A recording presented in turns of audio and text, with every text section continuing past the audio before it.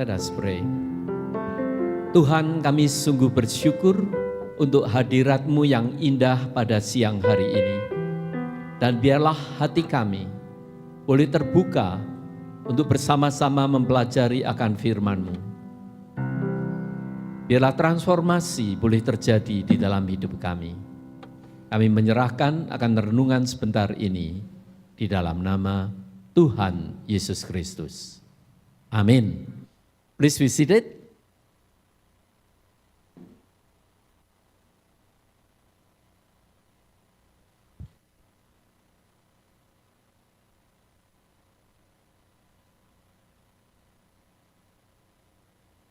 Saudaraku, di Amerika ini ada cerita atau buku cerita rakyat ya, yang banyak disukai karena sering diceritakan untuk anak-anak.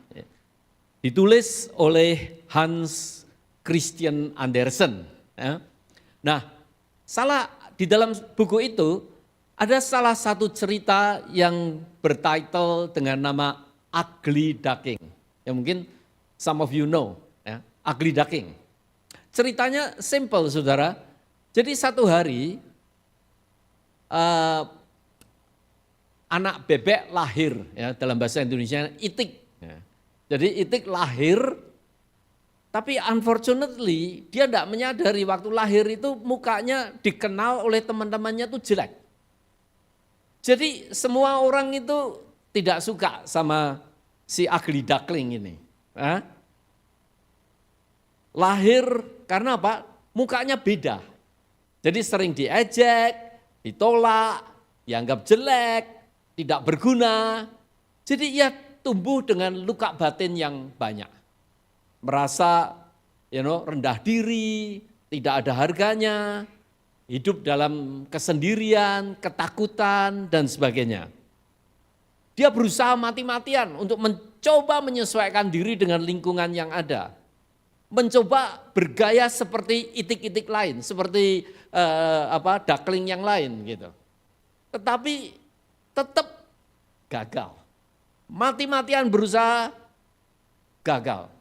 Sampai satu hari, saking terreject, merasa sendiri, dia pergi ke sebuah danau. Nah, pada waktu lihat di danau itu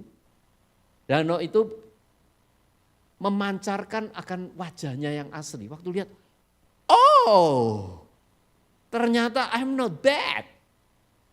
Karena apa? Dia itu bukan anak bebek, anak angsa, saudara. Jadi ternyata wajahku itu yang dikatakan jelek gitu ya. Begitu lihat kaca, lihat mirror, lihat danau itu, dia merasa, hey, not bad.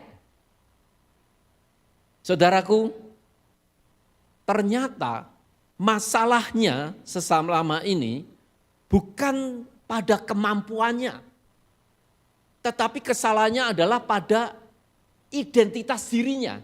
Dia tidak mengenal identitas dirinya. Begitu dia mengenal bahwa dia ini angsa bukan bebek, cara hidupnya itu langsung berubah total, saudara.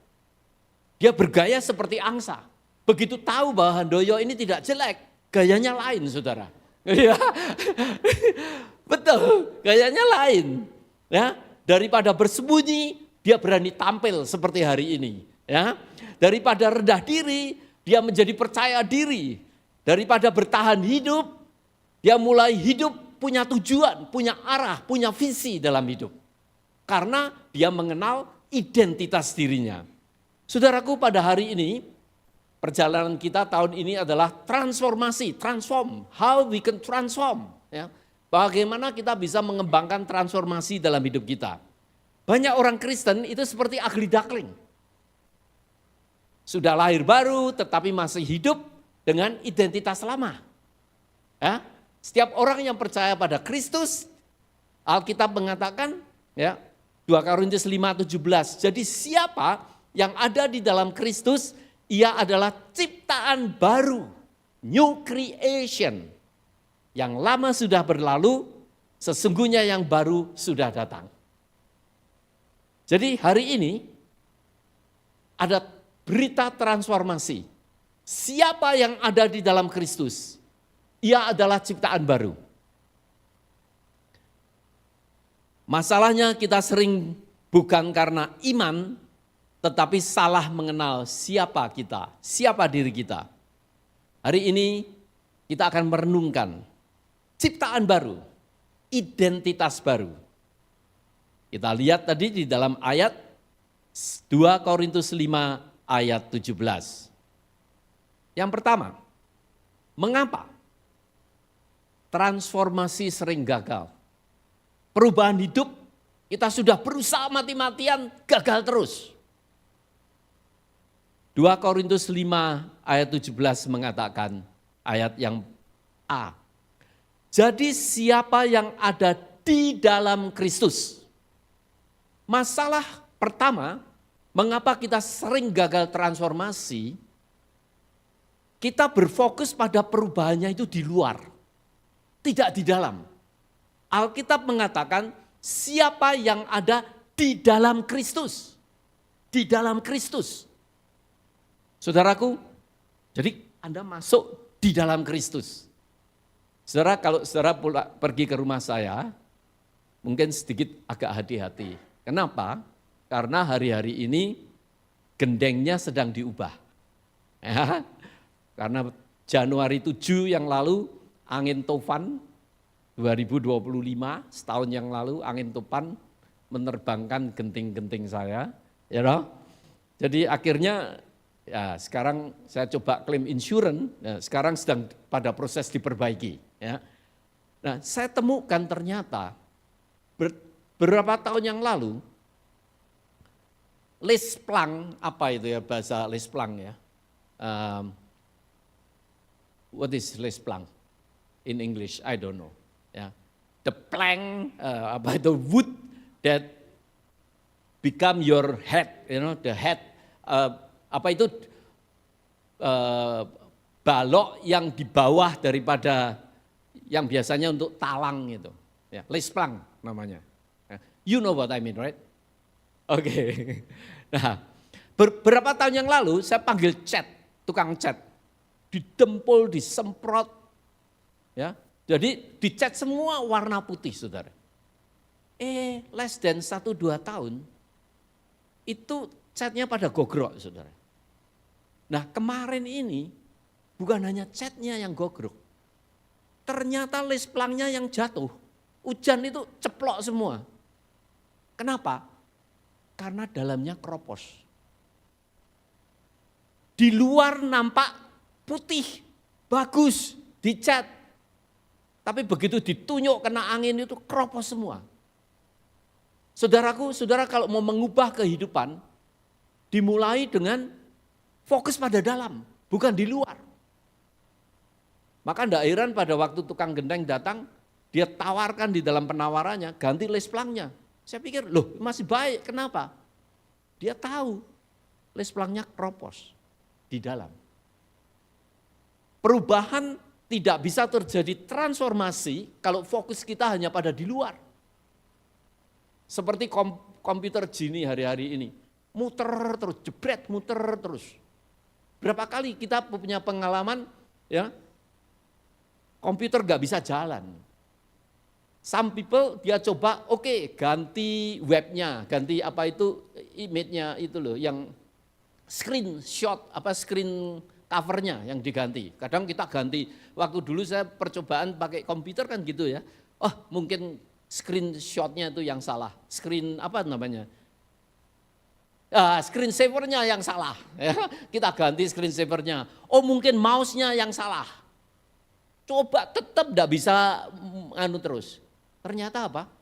Software dalamnya yang salah. Strukturnya yang salah. Inside. Nah, ini tempat Gini sudah tak coba. Ya, struktur dalamnya, komputernya saya coba riset terus, tetap tidak bisa. Kesimpulan saya mungkin strukturalnya yang lebih dalam lagi, yaitu mungkin chipnya yang salah. Jadi, saudaraku, mengapa transformasi sering gagal? Karena fokus pada perubahan di luar, bukan di dalam. Itu langkah yang pertama. Yang kedua, kenapa? transformasi seringkali kita tidak sukses. Ayat berikutnya atau di dalam ayat yang sama dikatakan, jadi siapa yang ada di dalam Kristus, ia adalah ciptaan baru. Yang kedua adalah, kenapa kita tidak bisa mentransformasi hidup? Karena fokus mengubahnya itu perilakunya tanpa mengubah atau menyadari identitasnya. Saudaraku, di dalam dunia psikologi itu ada riset yang luar biasa. Orang coba quit smoking itu mati-matian tidak bisa. Ternyata ditemukan dalam riset, karena mereka itu berusaha ya, hanya mengubah perilakunya. Pokoknya aku jangan ngerokok, aku janji jangan ngerokok. Ternyata itu tidak bisa berhasil. Sampai dia menyadari mengubah identitasnya. Aku bukan perokok. Itu ternyata lebih manjur, saudara. Masuk di dalam hati bahwa aku ini sekarang punya identitas baru. Saya kasih contoh. Bapak saya, papi saya, itu umur 92 tahun. Dari masa kecil sampai gede, rokok kayak sepur, saudara. 10-15 tahun yang lalu, kalau tidak salah tepatnya saya tidak tahu. Dia pindah ke Amerika. Tinggal di Santa Paula sampai hari ini. Begitu mendarat di Amerika, langsung dia tidak merokok sama sekali. Ajaib banget Uncle Sam. Datang langsung tidak merokok sampai hari ini. Saya tanya, loh papi kok enggak ngerokok lagi, kenapa? Kok bisa cut off total bagaimana? Aku malu dilihat anak-anak. Pikirkan hal itu. Dia menyadari anaknya ini pendeta. Di gereja itu enggak boleh ngerokok, saudara. Ya, enggak nyinggung ya yang rokok ya. Ya. Tapi itu papi saya malu, anakku pendeta, masuk dia nyadari ini bapaknya anak pendeta. Memalukan, langsung quit. Menyadari identitasnya. Saudaraku, jadi fokus bukan mengubah perilaku, sadari dulu. Siapa diri Anda di dalam relasi dengan Kristus. Bukan hanya papi saya, pengalaman saya pribadi lah. Saya kalau pulang dari kerja, itu biasanya kan setiap kali kerja saya pakai seragam, karena tiap tahun dikasih seragam ya, dari jaket, kaos, apalah, baju biasa. Nah, karena namanya kerja di university, dia dikasih embel-embelnya di situ, faculty. Atau kadang-kadang School of Psychology, faculty gitu. Nah kita kalau pulang terus langsung biasanya belanja ke Home Depot atau apa begitu ya. Ya saya pergi tanpa menyadari kadang-kadang. Kadang-kadang itu customer service-nya kalau di Home Depot kadang-kadang nyelelek ya. Enggak menyenangkan gitu. Mau marah gitu ya. Tahu-tahu saya nyadari, kamu pakai seragam loh. Langsung menyadari identitas profesor psikologi, langsung berubah loh. Otak saya sendiri tuh, isin kamu, malu kalau kamu kelakuanmu, bentak-bentak customernya nggak sabar, unkind, langsung berubah loh. Hati itu langsung, iya ya. Nggak usah begitu juga yang saya lakukan ya, apalagi kalau saudara menyadari. Kita ini bukan identitasnya bukan hanya apakah profesor, apakah dokter, apakah jemaat atau Alkitab mengatakan kita ini adalah ciptaan baru di dalam Kristus. You have a new identity in Christ. That is why people label you as a Christian. What is the meaning of you are a Christian? You are the follower of Christ. You have a new identity. Remember pada waktu saya bertemu pertama kali dengan Tante Bun, maminya Harry.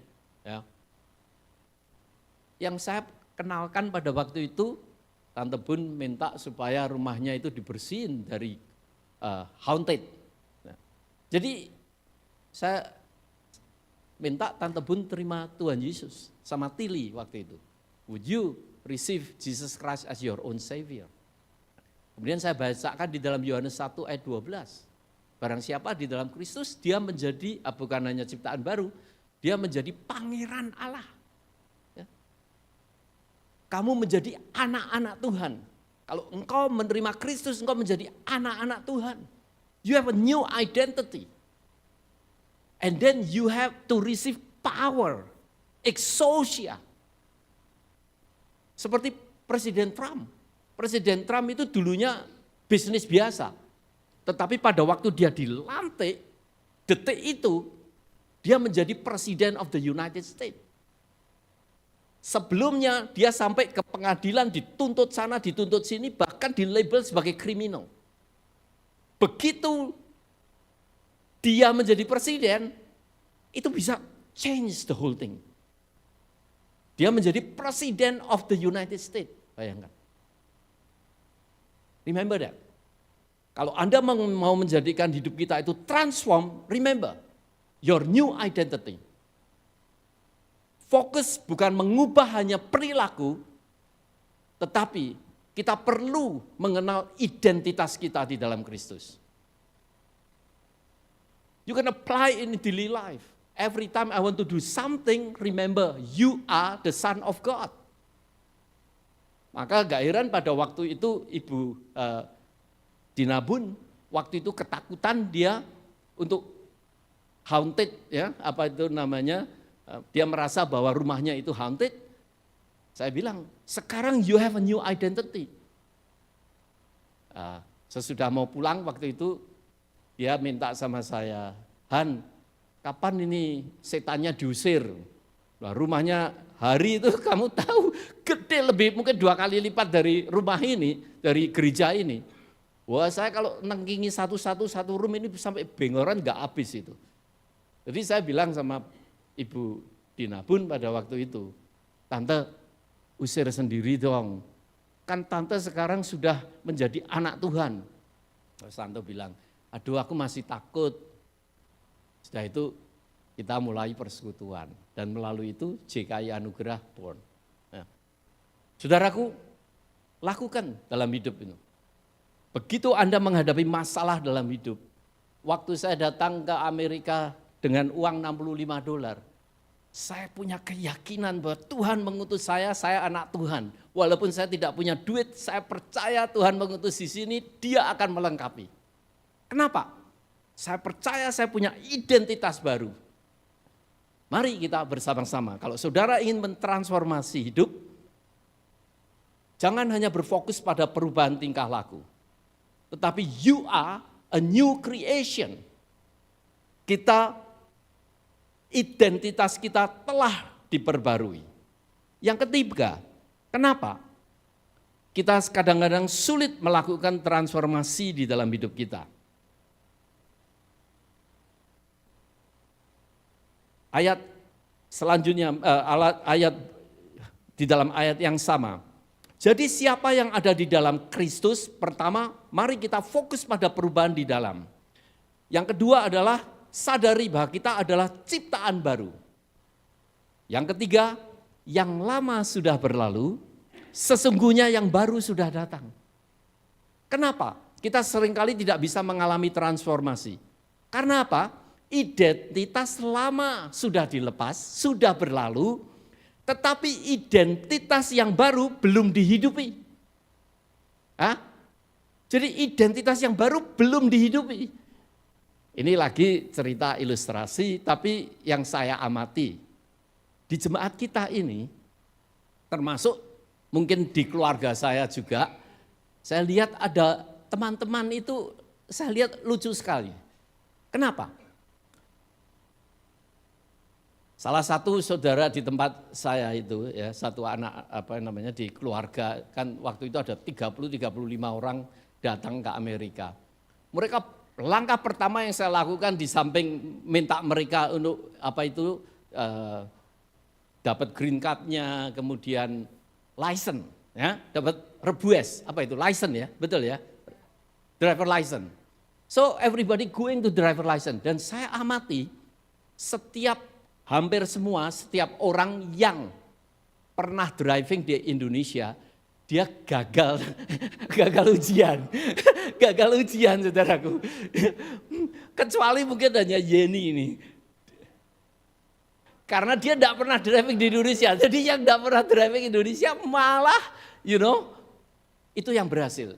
Tapi anehnya, ya bukan hanya Yeni, tapi saya amati beberapa orang nih. Dia sudah dapat license, saudara. Tapi dia tidak berani driving. Lucu tak? itu kenapa kita tidak terjadi transformasi, Karena identitas lama sudah dilepas. Identitas baru tidak dihidupi. Nah itu. Suaminya ini sampai dia dapat kerjaan itu, saat Bernardino masih jadi sopirnya orang yang punya license, bayangkan. Punya mobil, punya license, tapi tidak berani driving. Tidak tahu, sekarang sudah bertobat.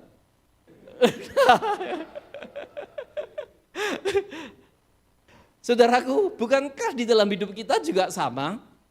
Kita ini menjadi pangeran-pangeran Tuhan, menjadi pengikut Kristus, menjadi anak Tuhan. Tapi dalam kehidupan kita masih struggle. Kenapa? Karena hidup lama sudah dilepas, tetapi hidup baru belum dijalankan. Mari kita menjalankan bersama-sama, saudaraku. Nah, 3 hal. Kenapa transformasi tidak terjadi? Karena fokus pada di luar, bukan di dalam. Kemudian kita belum tahu identitas kita ini siapa, lupa kadang-kadang. Knowing your identity. And then hidupi identitas itu, jalankan. Tindakan seperti saudara ini anak-anak Tuhan. Pangeran-pangeran Tuhan dikatakan, the prince, Israel itu artinya pangeran of God, the prince of God. Saudara lakukan tindakan dalam hidup, cara saudara berpikir, cara saudara bertindak, cara saudara, pengalaman saya itu waktu datang di Indonesia, Amerika $65, tapi saya tindakannya, pikirannya itu Tuhan provide. Jadi saya berani mendaftar ke Fuller Theological Seminary walaupun tidak punya duit waktu itu. Saya datang summer 1987, admission, saya mau daftar di sana, sekolah di sana. Kenapa? Karena saya pikir seminari itu semua gratis waktu itu. Dan saya percaya juga, saya ini anak Tuhan, Tuhan utus saya ke Amerika, pasti sudah dilengkapi, caranya enggak tahu. Jadi saya datang ke sana, saudara. Kemudian admissionnya bilang $500. Dia bilang, for what? Saya bilang gitu, for what? Karena saya mau daftar kelas ya, sudah didaftarkan sama Pak Adi itu. Udah, $500, for what? You have to pay tuition. Saya masih tanya lagi, is this seminary? Yes, seminary. Oh, it's not free? Nothing free here. Oh, okay, thank you. Saya pulang, saudaraku. Itu 1987. Ya, kemudian saya pulang ke rumah Pak Adi. Kemudian karena waktu itu saya tinggal di rumah Pak Adi. Kemudian Pak Adi singkat cerita, dia tanya sama saya, kamu katanya sudah saya daftarin mau sekolah, kok enggak daftar kamu, ini kan sudah hampir habis pendaftaran. Saya bilang, Pak Adi, saya bahasa Inggrisnya belum bisa. Terus dia tanya sama saya, janjane kamu tuh punya duit berapa tuh datang kemari? Saya tertawa, $65. Wah, dia kakak, $65 mau sekolah di Fuller gimana kamu? Enggak dapat beasiswa? Enggak free toh? No, nothing free here. Saya bilang, Tuhan. Saya bilang begitu. Tapi dia baik. Terus Tuhan gerakkan dia. Betul loh. Dia terus tanya sama saya, berapa sih? How much the tuition? $500. Terus saya ngaku, saya sudah ke Fuller, saya daftar, diminta $500. Ya saya melet lah, $500 ada punya. And then he give me $500. Nih $500. Saya enggak tahu motifnya kenapa ya. Karena janjiannya sama Pak Adi, saya memang tinggal di rumah dia hanya 1 bulan. Setelah itu enggak ada cakepannya. Nah, dia mikir mungkin kalau saya enggak sekolah, saya enggak keluar-keluar dari rumahnya. I don't know. But he gave me $500. Dan saya bilang sama dia, oke Pak Adi, kalau saya punya duit nanti saya ganti. Oh tapi dia bilang, no. This is my tithing. Oh dia bilang tithing, saya bilang, oke kalau gitu sering-sering Pak Adi. But that's the first class. I study at Fuller Theological Seminary. The rest is, the story. Is, 13 tahun saya lulus. 3 master degree, 1 PhD, no debt at all. Yang bayari siapa? Istri saya. Anak Tuhan lagi dia. See? That's God provide. Tapi pergumulan saya, exactly, saya ingat, I am the son of God, and I will act like the son of God. I try. Remember that, your identity in Christ. Yang lama sudah berlalu, sesungguhnya yang baru sudah datang. Efesus 4:22-24 mengatakan, tanggalkanlah manusia lama dan kenakanlah manusia baru. You have a new identity in Christ. Saudaraku, jadi masalah kita bukan karena Tuhan belum memberi hidup baru. Masalahnya sering karena kita ini masih nyaman, memakai cara lama, cara berpikir yang berbeda, identitas lama. Walaupun identitas lama seringkali sudah dilepas, tetapi identitas baru belum sungguh-sungguh dihidupi. Mari kita bersama-sama melakukan itu. Mengubah identitas kita, hidup di dalam identitas yang baru. Saudaraku, bagaimana caranya supaya di dalam hidup sehari-hari kita ini bisa mentransformasi hidup kita? Ada beberapa langkah. Yang pertama, menurut saya, perbaruilah narasi batin kita. Semua teologi dunia saat sekarang ini dipenuhi dengan macam-macam narasi. Narasi terbesar di Amerika ini adalah buy. Kalau kamu tidak beli iPhone baru, kamu kurang, kamu jelek, kamu ugly duckling, kurang ngetren. Itu narasi, saudara. Narasi yang menciptakan belief system. Story yang menciptakan satu belief system di dalam kehidupan kita, dan itu yang change your life, change your behavior. If you don't do this way, you are not complete. Saudaraku, that's narasi. Karena itu langkah pertama untuk mengubah, mentransformasi hidup kita, mari kita perbaharui narasi batin kita. Who we are in Christ. Kalau ada suara yang mengatakan, saya enggak layak, saya ini orang berdosa, saya selalu gagal, saya sudah rusak, saya tidak ada artinya. Read the Bible, God died for you. God already gave the best for you. God love you. You are a valuable human being. Ganti dengan perkataan, aku dikasihi Tuhan. Aku disayangi Tuhan.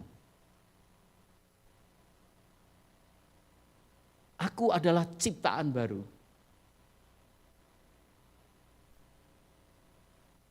Saudaraku, kalau kita berpikir, berkata, berbuat, seperti Lao Tzu kemarin katakan, di dalam firman juga begitu. Dalam studi psikologi, brain ini seperti neuroplasticity, dia bisa elastis. Semakin dipakai, ya, di dalam otak itu ada yang namanya sinap. Jadi sinap itu ada neuron namanya, semua aktivitas kita itu tergantung dari neuron di otak kita. Nah, di dalam neuron itu seperti kabel yang menjalankan neurotransmitter seperti chemical, sebetulnya potasium sama sodium inside itu. Nah, protein. Nah, ini begini. Nah, nanti kalau ada orang cium gitu, dia terjadi yang namanya action potential. Wut, listriknya kemudian jalan, kemudian lompat dia. Lompat dari sinap satu ke sinap lain, one. Saudara terus tersenyum gitu. Kalau ada orang, kalau tiger yang nyium ya saudara lari. Itu semua tergantung dari elektrik di dalam protein ini, neurotransmission ini. Nah, saudaraku, ternyata ditemukan semakin saudara stimulate, semakin saudara pakai, maka di situ akan timbul semakin sinapnya itu semakin besar. Maka otaknya menjadi gray matternya, white matternya itu menjadi besar. Itu makin cerdas, saudara. Use it or lose it, that's your brain. Use it or lose it. Nah, sekarang use-nya itu yang apa? Dia tuh punya pattern tertentu. Kalau pikirannya itu menjelek-jelekkan diri sendiri, ya maka ikatan neurotransmitter, jaringan neurotransmitternya itu nembaknya semakin jelek, semakin jelek, semakin jelek, akhirnya Anda akan lumpuh. Tetapi dengan berpikir seperti yang dikatakan firman Tuhan, bahwa kita ini telah dikasihi oleh Tuhan, kita telah di-redeem oleh Tuhan, kita ini disayangi oleh Tuhan, bahkan Tuhan mati buat kita.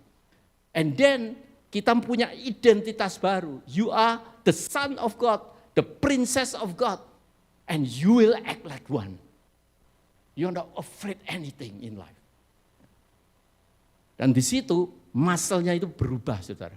Resiliensinya akan lebih tinggi di dalam hidup. That's the study of neuroscience. Otak akan membentuk jalur-jalur saraf berdasarkan akan pikiran yang berulang-ulang.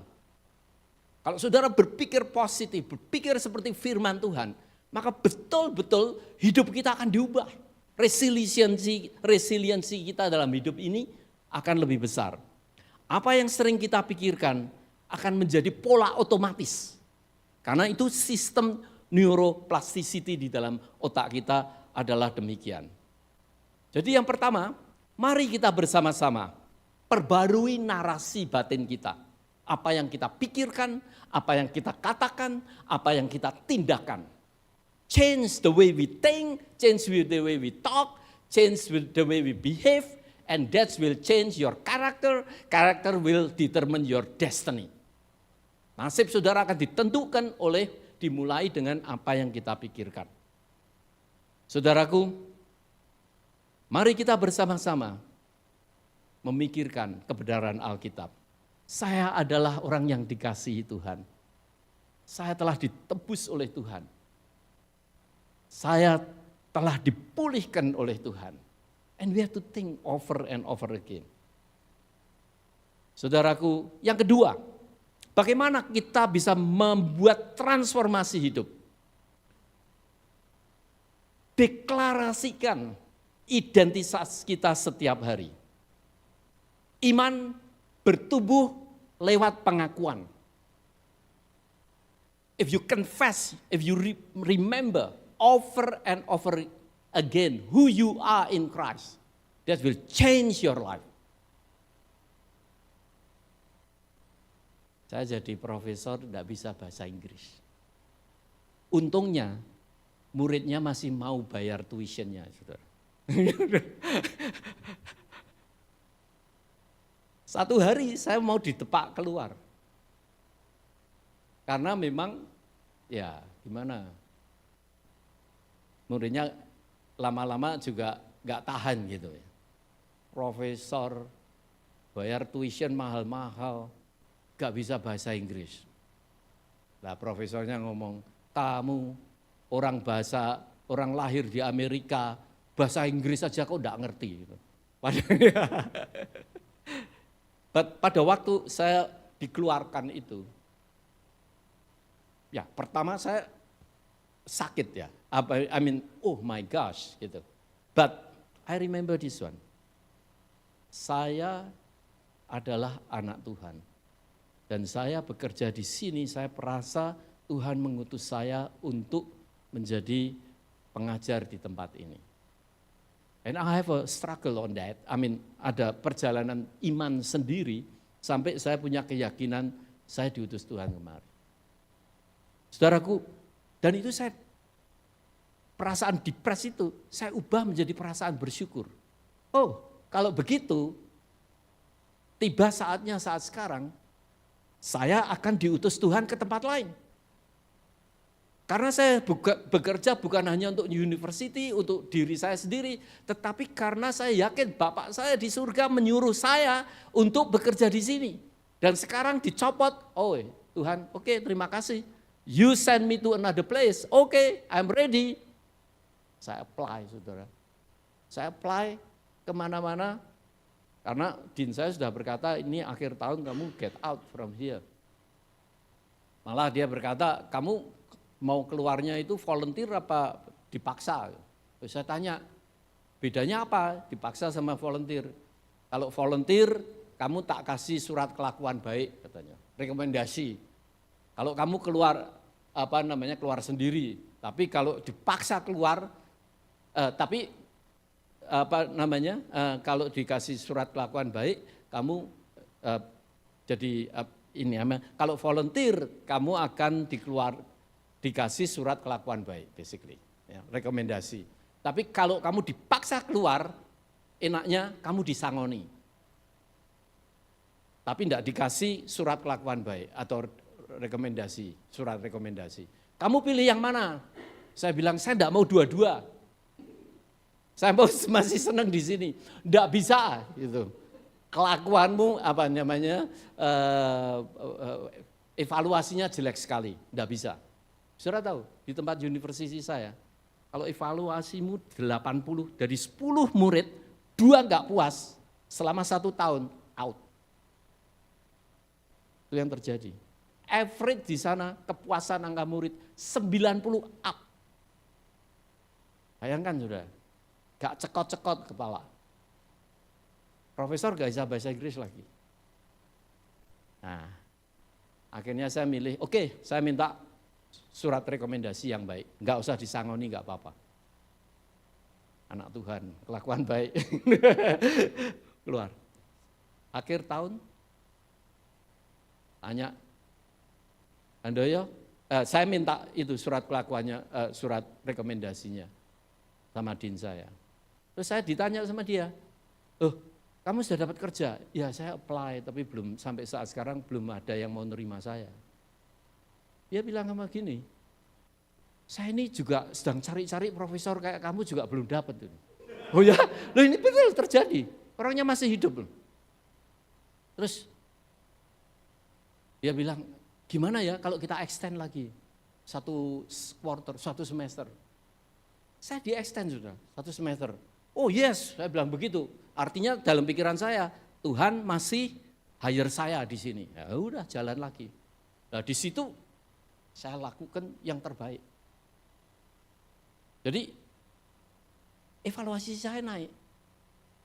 Diundur lagi 1 semester. Evaluasinya tambah baik lagi. Saya hitung-hitung semua, saya lihat di manualnya. Berdasarkan akan hasil prestasi saya rasa saya ini eligible untuk naik pangkat. Ini sudah dikeluarin saudara. Tapi saya merasa, Tuhan, nothing lose lah. Kan aku enggak ngerti Tuhan ini perasaan saya ya katanya mau diutus ke tempat lain. Tapi kok belum ada kerjaan lain, ya sudah tuh di sini kan. Lalu saya lihat, prestasi saya bisa cukup ini untuk naik pangkat dari tenure, dari assistant professor waktu itu ke ke associate professor, bahkan ke tenure. Jadi saya goblok-goblokan ya. Saya apply itu minta naik pangkat 2. Tenure sama jadi associate professor. Saudaraku tahu, gobloknya university nih, jangan ngomong-ngomong nih. Saya diterima dua-dua. Jadi tidak jadi dikeluarin, malah saya naik pangkat 2 kali lipat. Dua state, tenure, malah susah dikeluarin, sama jadi associate professor. Sampai hari ini sudah, kalau sekarang sudah mentok, tidak bisa naik lagi udah. Itu terjadi. Tapi dalam pergumulan saya pada waktu itu, saya deklarasikan diri saya, siapa saya? Siapa status saya pada waktu saya bekerja di California Baptist University? Saya anak Tuhan. Saya diutus Tuhan kemari, saya mau bekerja sebaik-baiknya yang saya bisa. Selama Tuhan buka jalan. Deklarasikan itu tiap hari. Melalui doa kita. Melalui ayat-ayat yang kita remember. Melalui ucapan syukur kita. God, you are real in my life. Dalam Kristus, saya adalah ciptaan baru. New creation. Masa lalu tidak mendefinisikan saya. Keadaan tidak mendefinisikan saya. You are profesor goblok, gak iso bahasa Inggris. Waduh, kalau lihat evaluasinya itu bisa perut ini, saudara ke belakang terus bisa. Loh betul. Tapi terus ingatkan, sadar diri. Siapa kita di dalam Kristus? Yang ketiga, bagaimana kita bisa mengubah, mentransformasi hidup kita. Ambil keputusan berdasarkan identitas Anda. Kita tidak bisa menolak problem datang dalam hidup kita. Masalah, kesengsaraan, ditolak, pekerjaan, menghadapi badai kehidupan, you name it. Bisnis, bankrupt, keadaan up and down. Saya banyak kali cerita, saya pernah di atas, pernah di bawah, pernah di tengah, pernah di pinggir, you name it. I experience that. Saudaraku, di tengah-tengah itu setiap kali ada perubahan hidup, itu orang itu seperti dipepet di tengah persimpangan jalan dan saudara tidak punya kompas, tidak punya Google Map, tidak punya apa-apa. And then you just stuck, I don't know where I have to go. You have to make decision. You decide. Saudaraku, hidup yang ditransformasi, ambillah keputusan berdasarkan identitasmu. Who are you in Christ? And then you decide based on your understanding of your identity. That's my experience. Di tengah-tengah badai kehidupan, stuck di tengah. Saudaraku, di tengah-tengah itu, kita dihadapkan keputusan-keputusan yang kadang-kadang itu sangat menggiurkan. Tetapi begitu kita cek, siapa kita di dalam Kristus, saudara akan mengambil tindakan-tindakan yang radikal. Di luar pemikiran kita. Tanya sebelum bertindak, apakah ini sesuai dengan siapa saya di dalam Kristus? It's not easy. Bukan hanya karena takut hukuman, tetapi menghormati identitas kita sebagai anak Tuhan. Saudaraku, it's not easy. Misalnya, saat sekarang ini, di mana keadaan bisnis turun kalang kabut, at the same time ada customer yang nggak bayar puluhan ribu US dollars. Dan saya punya kemampuan dengan gampang untuk tuntut orang itu. Ya. Tapi pada waktu saya melihat ini, dengan keadaan orangnya yang bersangkutan, apakah saya, kalau Kristus, apakah akan melakukan seperti yang Anda akan lakukan? Jadi banyak di dalam hidup keputusan akan berubah pada waktu saya bertanya, apakah ini sesuai dengan siapa saya di dalam Kristus? Pada waktu saudara mengambil keputusan bisnis, pada waktu saudara mengambil keputusan apa saja di dalam hidup ini, atau saudara konflik dengan suami atau istri saudara, pikirkan itu. Kalau Kristus, apakah aku juga akan memperlakukan istriku atau suamiku seperti ini? Kalau aku ini identitasku adalah anak Tuhan, follower of Christ, apakah Kristus juga akan melakukan tindakan ini terhadap anakku? Kata-kata ini terhadap anakku? Kata-kata ini terhadap pasanganku? Kata-kata ini terhadap customerku? Terhadap tenantku? Terhadap you name it. Ya. Setiap orang di dalam profesi, whatever profession you are, every day you have to make decision. You have to make a choice. And the guideline, bagaimana cara mengambil keputusan? Ambillah keputusan berdasarkan identitas baru Anda di dalam Kristus.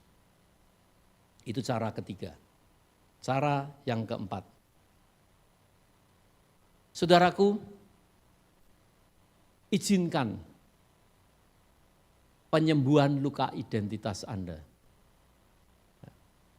Sometimes it's very difficult to apply your new identity in daily life. Kenapa? Karena kita banyak terluka. Seperti ugly duckling itu. Ditendang sana, ditendang sini, itu yang mengkaburkan akan identitas kita yang baru di dalam Kristus. We need to understand that. My fear when something threatened in my life, fear. Kadang sampai gak bisa tidur, saudara. Saya punya trauma banyak. Waktu kecil tinggal di kampung, adik saya tahu kita sama-sama di kampung. Hidup cacingan, ya loh. Kalau keluar itu, teman-teman saya di kampung itu kebanyakan lulusannya itu kalau tidak jadi bandit, jadi bandot, saudara. Bandot tahu enggak, saudara? Enggak tahu? Mucikari enggak tahu ya? Madam,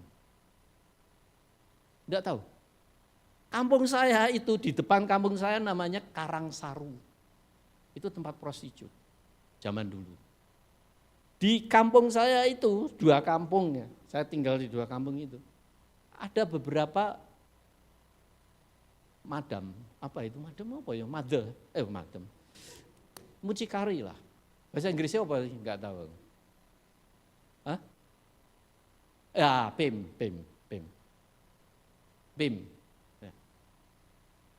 Itu pating telecek apa itu? Ada di beberapa tempat. Mereka tinggal di kampung saya. Teman-teman saya itu lulusannya, tanya adik saya, kalau nggak jadi bandit, bandot. Nah untung-untung saya jadi profesor. Ya. Itu saudaraku. Jadi di waktu kecil itu sering kita di-abuse, kadang mainannya diambil, tahu-tahu kita baru makan, baru mandi aja ada orang ngintip, bayangkan toh saudara. Yang diintip laki-laki aja, yang ngintip itu perempuan loh. Enggak, saya pernah, itu terjadi di kampung saya semacam begitu. Banyak kali di sekolah diajar sama guru sudah sampai berdarah-darah. Waktu kecil jalan ke kampung, di kampung, tahu-tahu dipukuli sampai darah-darah. Di restoran, saya pernah duduk di restoran, orang datang pukuli. Kenapa? Karena kamu kulitmu beda dengan kita. Itu terjadi. That's what I grew up. I tell you sampai today, saya masih mengalami namanya post traumatic syndrome disorder. Tanya sini, berapa kali? Malam, tahu-tahu bangun teriak-teriak. Beberapa hari yang lalu, minggu yang lalu, dia mengatakan, kamu tak bangunin tetap masih teriak-teriak. Terus, post traumatic syndrome disorder. Banyak luka batin. Dan itu yang membuat resiliensi kita menjadi kurang. itu yang membuat kita tuh lupa kadang-kadang bahwa kita ini, God died for us. Dia redeem kita punya hidup ini. We forgot about that. We become occupied by fear, by anxiety, by hopelessness. And we become helpless. But when remember, let God heal you when you have a traumatic experience. Because trauma sering merusak cara kita melihat diri sendiri. You lost your identity.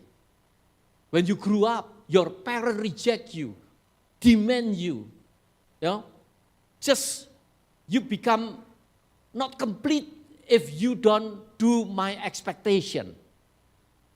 You become helpless. Your parent is like a giant. Well, you are just small. And this create a trauma in life. Know your trauma. And then give it to God. God, redeem, heal my trauma. Saudaraku, we need help. Bagaimana? Mengapa transformasi tidak terjadi? Karena kadang-kadang kita fokus hanya pada luar, bukan yang di dalam. Kita forget who is my identity. Kemudian sudah tahu hidup lama sudah berlalu, tetapi tidak dihidupi hidup yang baru. Tidak dilakukan dalam kehidupan, cara mengambil keputusan dan sebagainya. Tapi hari ini, mari kita bersama-sama bertumbuh. Pertama, perbarui narasi kita. Your belief system, the way you think, the way you talk, the way you act. And that will develop your character, and character will determine your destiny. Renew the inner story. That's the first step. Second, deklarasikan, remember your identity. Every day, I'm the son of God, I'm the princess of God. Change that through your prayer, through reading the Bible. That's remind us, renew us, through fellowship like this one. Remind us that we are the children of God. And then when you make decision, remember you have a new identity. Siapa kita di dalam Kristus? Apakah ini sesuai dengan siapa saya di dalam Kristus? Who are we in Christ? Dan yang terakhir, let God heal you. There is a thing sometimes we cannot control. We cannot heal ourselves. The only time, just as the grace, the healing power of God come upon you. Saudaraku, saya pernah tinggal di Bukit Doa. 4, 5 or 6 years. Bukit Doa Ungaran, Taman Getsemani. Ya. Saudaraku, satu hari pada permulaan daripada pembangunan Bukit Doa itu permulaan dari beli sampai belum ada siapa-siapa, saya tinggal di sana, saudara. Ya. Nah, pada waktu itu, satu hari, kita ini kedatangan satu tamu. Aneh. Dia datang, dia ketemu dengan Pak Samuel Elkana, itu pemimpin apa yang beli Bukit Doa, yang foundernya lah. Nah, saya tinggal bersama dia. Pak Samuel, ini orang datang, namanya Arif, Pak Arif. Dia datang, dia berkata gini, Pak, saya ini lulusan narapidana, saya ini penjahat. Sekarang saya jadi Kristen, saya mau tinggal di Bukit Doa ini melayani. Loh, bayangkan saudara, orang enggak kenal, enggak apa, tahu-tahu datang, aku bekas penjahat mau tinggal di sini. Nah terus kamu mau apa? Enggak tahu, pokoknya saya mau di sini, saya mau, saya jadi orang Kristen baru, saya mau, melayani Tuhan. Guess what? Tiap hari, ya kita makan sama-sama, ya tinggal sama-sama di sana. Dia itu hanya tinggal macul aja. Ngebun, macul, ngebun. Kemudian tiap weekend kita ada fellowship kayak gereja gitu. Kemudian dia kontak sana, kontak sini, ya dia cerita, kesaksian, I don't know. Saya hanya merasa Tuhan utus saya kemari. Saya melakukan identitas saya yang baru, saya tinggalkan semua hidup lama saya. Akhirnya dia membentuk yayasan. Pada waktu itu terjadi peristiwa penembak misterius. Jadi semua orang penjahat itu yang begitu keluar penjara dibunuh saudara. Sama pemerintah waktu itu. Anda pernah ada pelanggaran narapidana rekodnya langsung dibunuh mati, dikejar itu. Sampai jemaat saya itu, pagi-pagi dia mobilnya dipinjam polisi, pagi-pagi itu pada darah, ada mayatnya, ada yang dibuang di tengah alun-alun. Wah, dalam keadaan begitu si Pak Arif ini, dia karena tinggal di begitu, wah selamat. Kemudian dia mendirikan pelayanan apa? Setiap penjahat yang keluar dari penjara dibebasin, langsung diambil dia, kemudian dimasukkan di namanya pelayanan kasih. Saudaraku, ini perubahan hidup yang luar biasa dan dia menjadi berkat melayani orang-orang bekas penjahat semua. Pak Arif dari hidup yang lama, penjahat, dia menjadi hidup yang baru di dalam Kristus. Dan dia tidak hanya hidup melalui identitas baru, dia melakukan setiap hari untuk menjadi follower of Christ. 2 tahun yang lalu, saya ke Salatiga, mengantar teman untuk menjenguk teman saya yang anaknya autis. Nah di Salatiga itu ada satu yayasan yang merawat anak-anak yang mengalami ada intellectual disability, autism atau anak nakal dan sebagainya. Puluhan bahkan ratusan mungkin di Salatiga. Nah, saya ngantar anak teman saya ini ke sana. Saya ketemu dengan foundernya di situ. Dilayani suami istri, satu istrinya adalah dosen di Satya Wacana, dosen psikologi. Yang suaminya ini ternyata anaknya pendeta Arif ini. Sampai hari ini melayani. Hidupnya telah diubah. Dan sekarang bukan lagi penjahat, tetapi menjadi berkat bagi banyak orang. Bahkan keturunannya menjadi berkat bagi banyak orang. Amin. New creation, new life. Ciptaan baru. Identitas baru. Mari kita masuk di dalam doa. Hari ini mungkin Tuhan mengundang kita bukan untuk berusaha lebih keras, tetapi untuk percaya lebih dalam siapa kita di dalam Kristus. Untuk boleh merenungkan lebih dalam identitas kita di dalam Kristus. Mari kita bertanya pada diri kita, identitas apa yang selama ini mengontrol hidup saya? Apakah sosial media? Apakah komunitas? Apakah teman-teman? Ataukah tren saat sekarang? Apakah saya hidup sebagai ciptaan baru? Atau masih manusia lama? Mari kita bersama-sama belajar mentransformasi hidup dengan mengingat akan identitas kita yang baru. Kita adalah anak-anak Tuhan yang dikasihi, yang ditebus, yang dianugerahi, yang disembuhkan. Mari kita membuka hati kita dan menerima hal itu. Identitas yang baru, pengakuan yang baru, ingatan yang baru, narasi yang baru.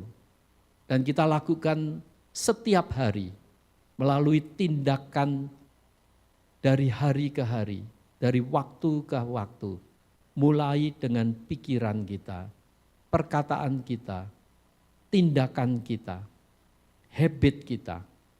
Terima kasih Tuhan. Tuhan Yesus, kami bersyukur pada siang hari ini kami boleh bersama-sama telah merenungkan firman-Mu. Karena Engkau tidak hanya mengampuni kami, tetapi telah mentransformasi identitas kami menjadi satu ciptaan yang baru.